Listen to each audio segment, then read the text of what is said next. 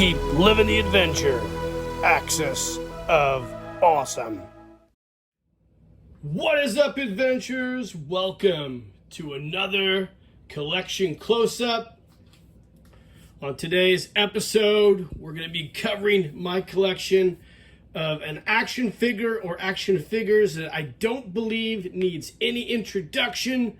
But for all you guys out there who don't know, these are the Intruders, the Strongmen from another world, and the enemy of G.I. Joe. Released at the very end of the G.I. Joe Adventure Team line, 1976, I believe. It was injected into the line in order to reinvigorate the Adventure Team line, which at that point had probably run its course amongst collectors and kids in the 1970s. It was an odd villain, in my opinion. But before we go into my collection, we'll talk about this being probably the very first villain, designated villain for G.I. Joe. Prior to that, we had the Soldiers of the World, which, technically, I guess you can say they were enemies, but the Intruders were the actual first enemy or villain in the G.I. Joe line, which later on we would get iconic villains in the Real American Hero line, such as Cobra. In the Super Joe line, we would get Darkon and Gore, and on and on and on. But the Intruders are near and dear to me. When I first found out about the Intruders was probably in the 90s, as I started to delve into the history of G.I. Joe Adventure Team and become more of a collector. I started looking into these guys. I never saw these at garage sales in the 80s, which was odd. But I would start to find them on eBay, and that's kind of how I built my collection of Intruders. So it was comprised of two figures. I guess you could say this was probably one of the first army builders, if you want to really get detailed.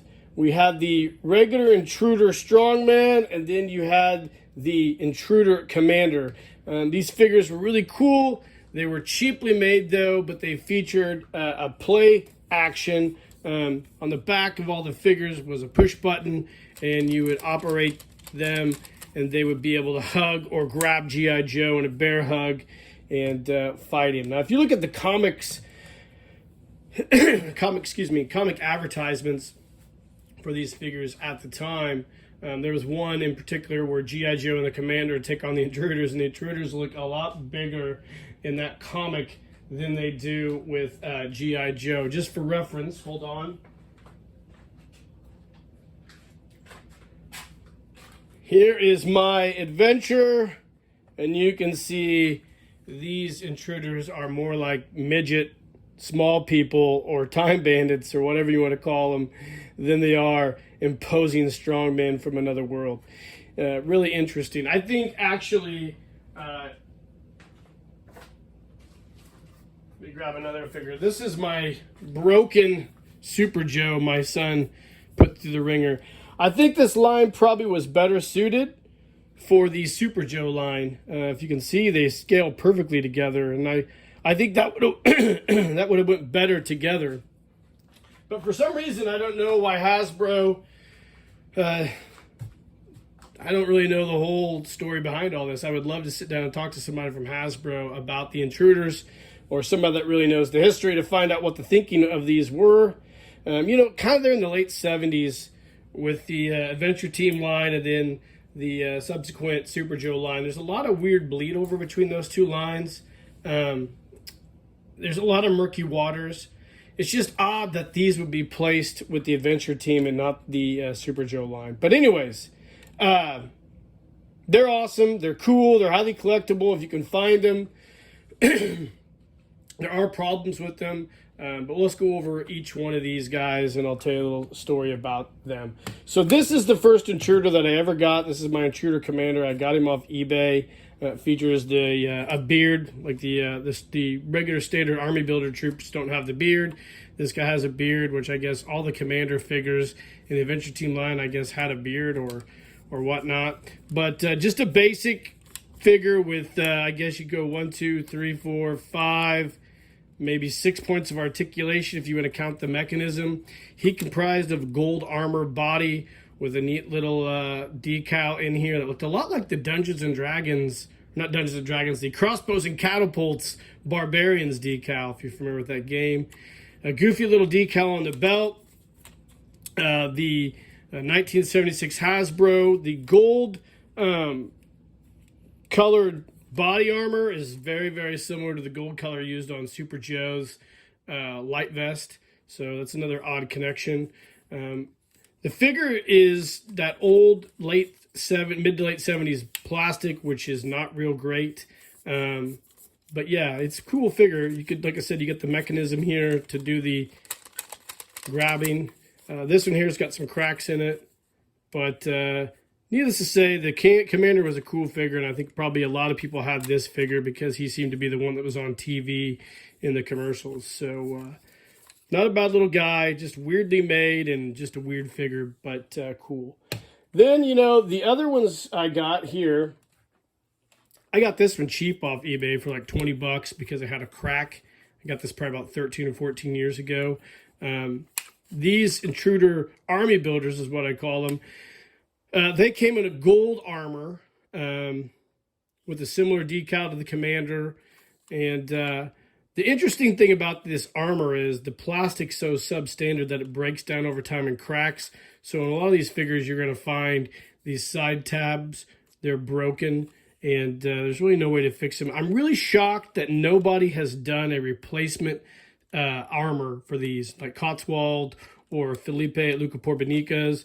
It'd be super simple to make something to upgrade your Intruders, because I know a lot of these are on the market now with missing body armor because this stuff is just basically turned to garbage.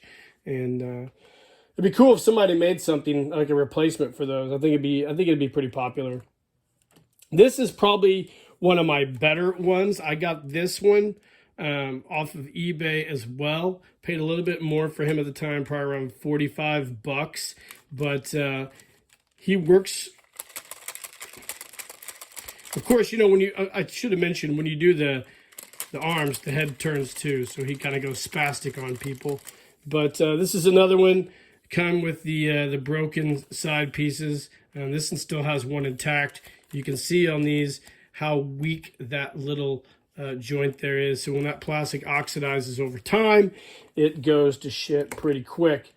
And then my last one, I believe this is one that I got off of eBay as well, maybe Etsy, but he has both of the tabs complete. I probably paid around $50 for him as well, and he's complete, and he also works as well. So I've had more than this in the past. I had probably close to 7 or 8 at one time because I was planning on a massive photo story, but the armor would just deteriorate so much on those that I wasn't really able to use them. So I repaired them and posted most on eBay. Now, back when I was buying these, you could get these relatively cheap, anywhere from $35 to $50. Now people are asking stupid amounts of money, like $100 for these, which they're not even worth, you know, that much money, to be honest with you. They're just so poorly made and so weird, but they are cool. And it is something that's kind of lost in G.I. Joe lore, is the Intruders. So like I said, this is the first villain of the G.I. Joe line, and they're super cool, man. They're kind of goofy little figures, but they're near and dear to my heart. Another odd thing that I just kind of often think about, maybe I'm drawing a weird connection, but if you guys remember the very first G.I. Joe Real American Hero cartoon that debuted in the early 80s, I think they were making the Weather Dominator or the Mass Device or something like that. There's an episode where Duke escapes from Cobra headquarters, and in that episode, he's fighting a Goliath, a large, like almost giant man. And I always felt that he was almost like what the Intruders should have been. These super giant guys that the adventure team fought. But sadly, that didn't happen, and Hasbro kind of just dropped the ball on this, I guess, in my opinion. But I think they're awesome, man. They're cool figures, and I know a lot of people out there love these, and I don't know. I just think they're awesome, and this is my collection of Intruder figures. They appear in a lot of my photo stories. So, guys, let me know in the comments what you think of the Intruders, whether you have them, what your favorite one is. If you know anybody who's making replacement armor, or if you really want replacement armor, let your thoughts be heard. And I hope you enjoyed this video. And in the meantime, keep living the adventure, and cheers.